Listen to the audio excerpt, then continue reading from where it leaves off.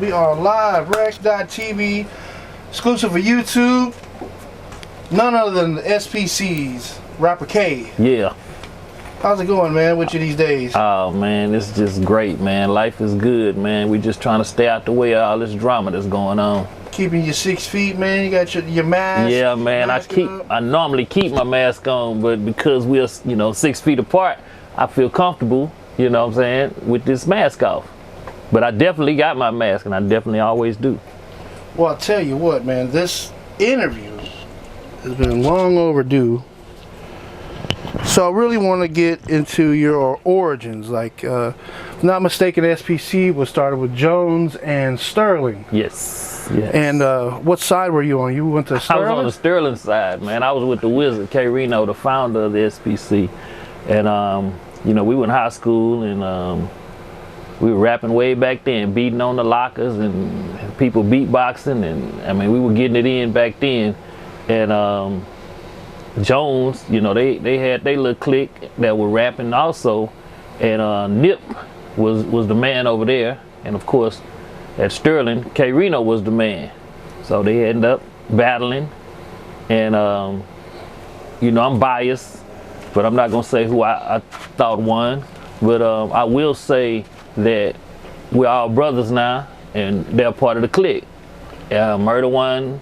RIP my brother AC Chill, he was over there at the Jones clique. But at Sterling, man, K-Rino, I mean, he was great back then, and that's who really got me to where I am right now.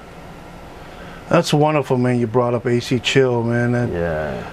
The ramifications of his involvement are still felt to this day. No doubt. And it's also worth mentioning, since we're here, Wicked Cricket's involvement in SPC in the early years. Can you talk about that? Yeah, well, first with my brother AC Chill, man, not only was he a great rapper, he was a great pool player. Oh, yeah, you know what I'm saying? A lot of people don't know that. He was on another level. And we used to go battle. I mean, we used to go at it. That's what I do also. But AC, he was a different breed. He didn't care who he played, didn't care where he played, and I mean he just loved the game of pool just as much as he loved rapping, and just loved basketball, anything, just life in general, and he was just a real cool dude, and I miss that brother, man. Yes, man. Yeah. Again, sorry I got you confused. Definitely AC Chill, my bad. Right. On Wicked Cricket, yeah, his early involvement, that was at I forget the name of the club, man. Help me out here. Oh man, that was so long ago. That was some of the first performances y'all were doing back in the day. Yeah, I was kind of out the loop back then when they were doing these click albums, and like Personal Vendetta. I was kind of out the click right then. I mean, not necessarily out the click, but I wasn't doing my music right then. I had some other things going on, really on the business end of it. You know what I mean? So Wicked Cricket, he's always been out there and been influential in a lot of artists that came through Houston, and that's one guy I know that can go to any side of town. It wasn't no beef with him, and he was always positive, always trying to get brothers to come together. Even when you made it, he always tried to get you to come back, whether you did or you didn't. So Wicked Cricket, man, and it's another basketball player. He used to play basketball, he used to come to the gym, and he didn't like to wait. He'd come and whoever had next, he'd buy their up from him just to get on the court. You know what I'm saying? So Wicked was a different breed also. He was a cool dude. Let's talk about some of the first recordings you remember doing, and with who, and about what time was this? How old were you? The first studio recording. The very first studio recording I did was probably around 1991 or 92, and I was starting to work on an album. I had this guy that was trying to do a label, and he brought me a little bread to go in the studio and do some songs. We never had a contract or anything, and it didn't pan out, but I recall the very first recording I did was a song that we sampled AC/DC, Back in Black, and we put it on a cassette tape. I got a cousin, his name is Steven Adams, and he was recording back then. He's a great singer. He sings, and oh man, he has an amazing voice. And he was working on his stuff, and I explained to him what I wanted to do and come in the studio, man, and he just like, I mean, just like family does. He took me in, and we recorded that song, and it came out pretty good, but I don't have a copy of it. It's unfortunate, huh? Yeah, it's crazy. I look for it every time I spring clean.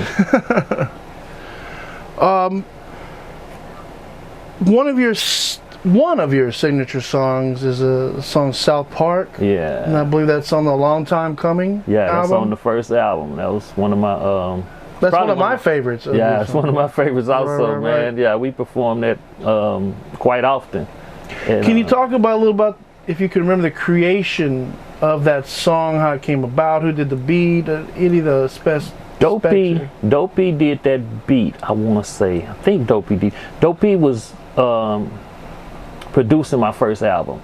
So I'm not really sure if he actually did the beat or not, but I do know I was at Dopey's studio when I recorded it. And he played this beat for me, and of course I got K-Rino, Klondike Cat, and Dopey is on the song. You know, it's that was, oh man, that was so long ago. But yeah, I don't really remember who's actually the hook.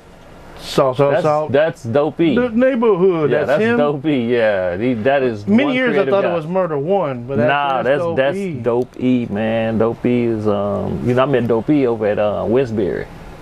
Really? Yeah, I met Dopey at Westbury, man, and this when I was just really starting out rapping, man. This before I met K-Rino, and me and Dopey, as a matter of fact, we had a battle, and I will admit that it was no contest.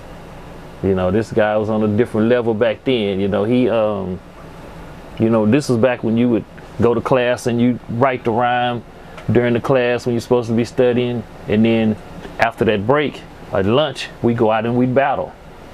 So I was rapping and writing about me and writing about myself, about how great I was. And then when we got out there and battled, I'm talking about me and me and me. And then when it was time for Dopey to rap, he talked about me also, but not in a nice way. And so that was the one battle that I kind of got destroyed on, you know, but we became cool after that. And I ended up introducing Dopey to K-Rino. And that's how the South Park sound was created. I'd like to make note here, which is so intriguing, that in today's cancel culture, today's toxic environment of the social platforms, that this person's busting shots at this person, but you talk about an era where you're purposely hurting each other's feelings, right? But it creates this camaraderie, this energy, this connectivity that ends up strengthening the bonds and not weakening. You know what I'm saying? You talk about that, how the paradigm shift, right? Well, it's kind of funny that you say that, because, you know, I watch a lot of boxing, and I've never boxed a day in my life. And when I think about boxing and you fighting and hitting somebody in the face, and they're hitting you in the face, and then when it's over, you're shaking hands and hugging like y'all weren't just fighting.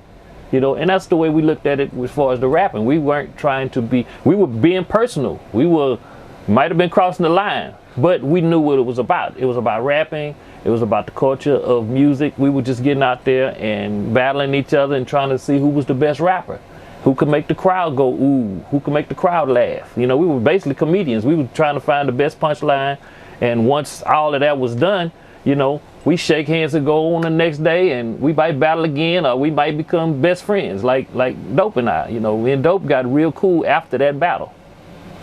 Right.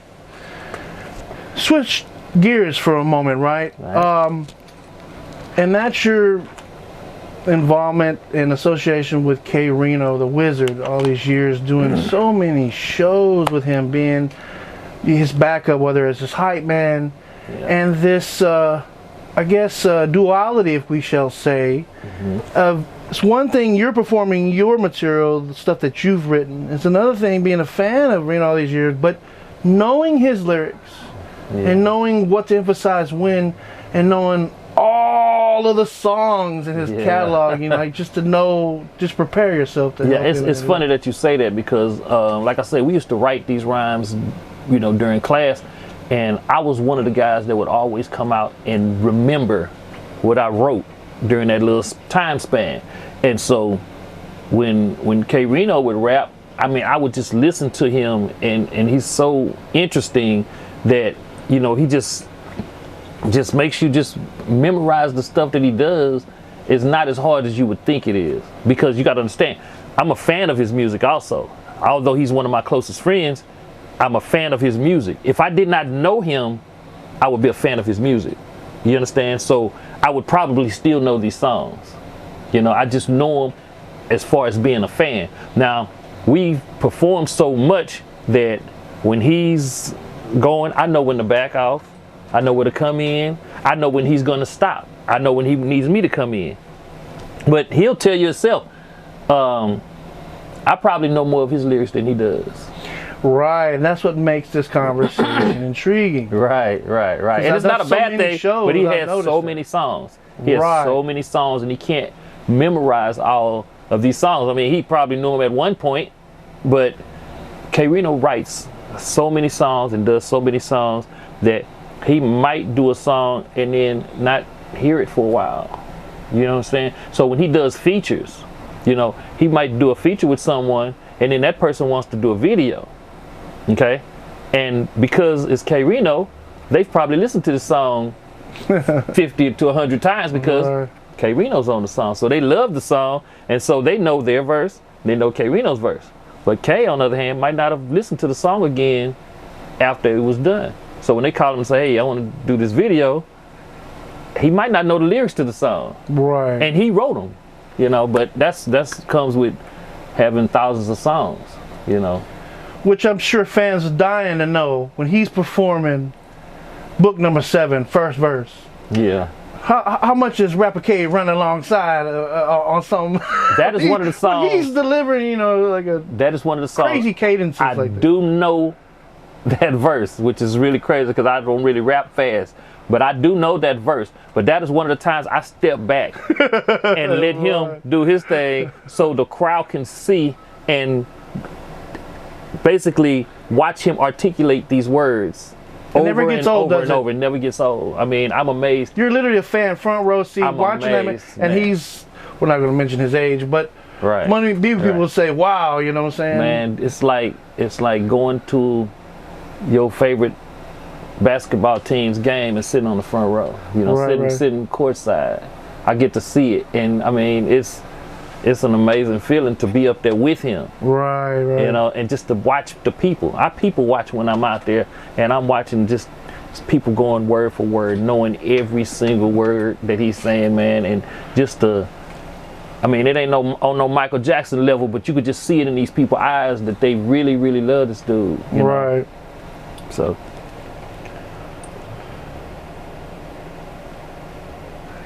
Bigtyme Recordz, Russell Washington, the early UGK, the 3 in the morning DJ Screw, Point Blank, who is also part of the SPC, PSK 13, Records Clan, Ice Lord, 20 to Life, this whole plethora the list goes on. of artists.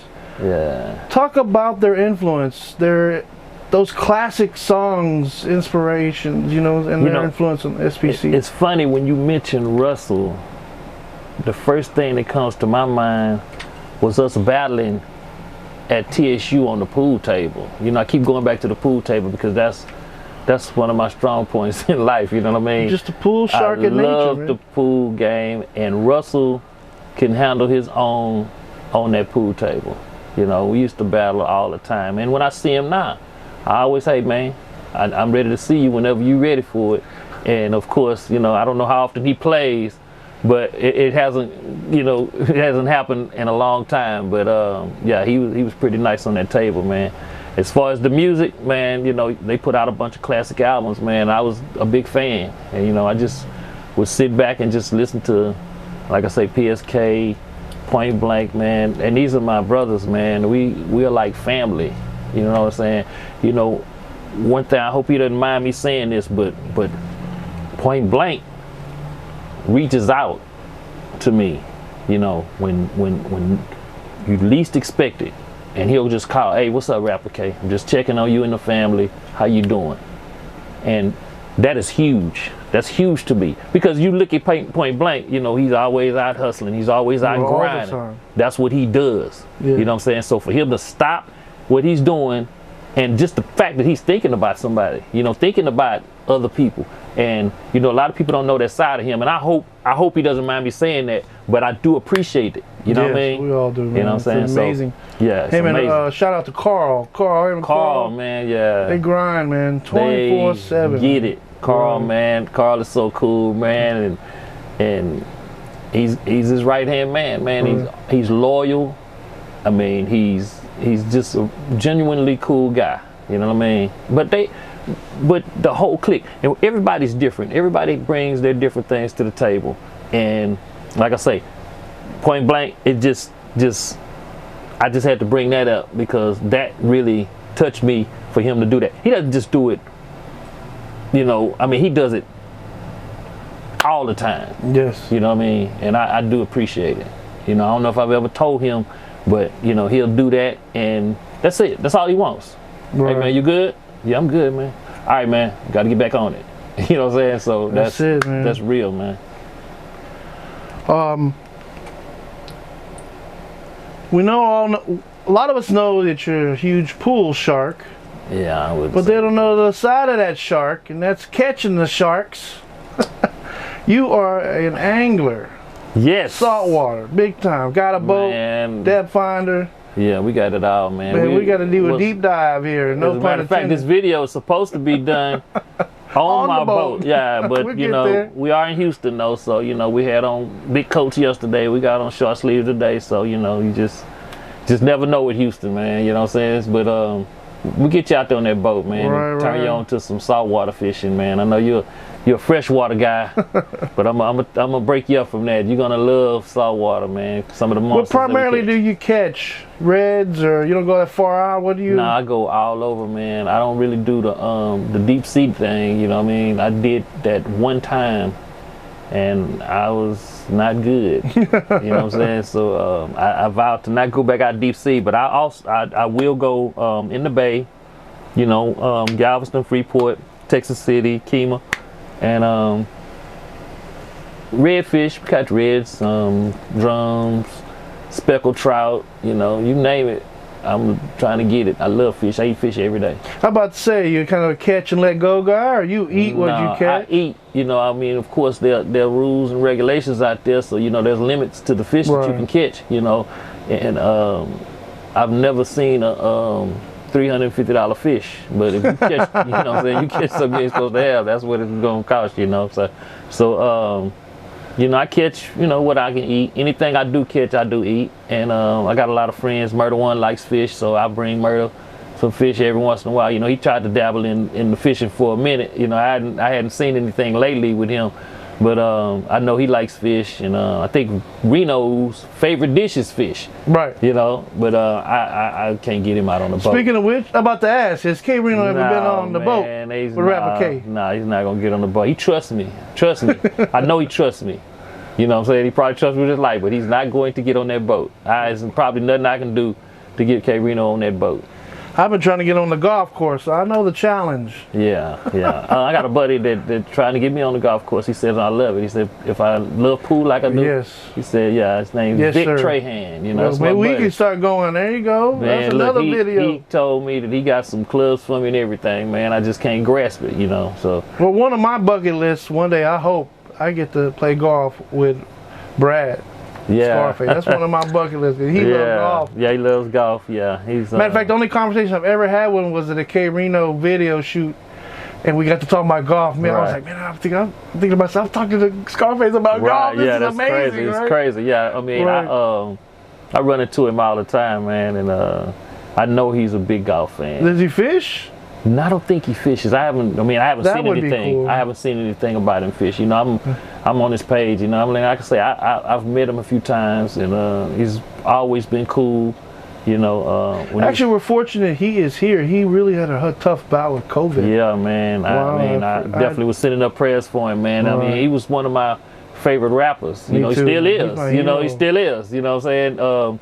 I have people ask me all the time, who's my favorite out of him and K-Rino, you know? And that's a tough one. That's a very tough one. You know, I'm a little biased because, you know, Reno my brother, but, you know, Face is, I mean, he's a legend, and I mean, you just can't go wrong with some Scarface.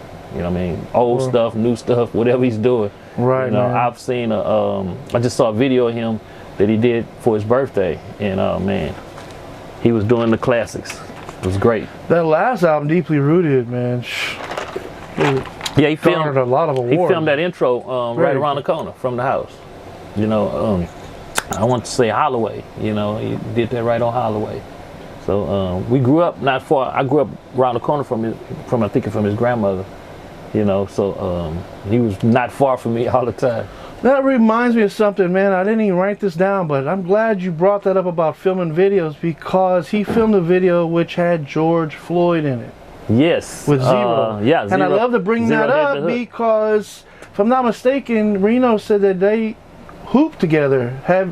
I never met him. I never met George Floyd. I was curious I never if you'd met hooped George with Floyd. him, because he. No. This is the trip for not my relation, but he played Yates football as a tight end in '93. Right. I played football for Millville in '94. Okay. So I was literally 1 year away from across the field from this man. That's right, yeah. That hit home with me, man. Right, you know what I'm saying? Right, yeah. And you know, I mean, we all went to different schools, but we all, you know, we all pretty much H-Town, you know what I'm saying? So we all show love to each other. You know, we have our football rivals and stuff, but it's not like it was back in the day. We used to not like other schools, you know. But now that we're adults, you know, it's not about, you know, you went to Yates, so I'm not gonna fool with you. Nah, it's not like that. It's all love now. You know what I'm saying? It's all love. It's about unity. You know what I'm saying? And just trying to make this world a better place. You know what I'm saying? And getting rid of the nonsense, man.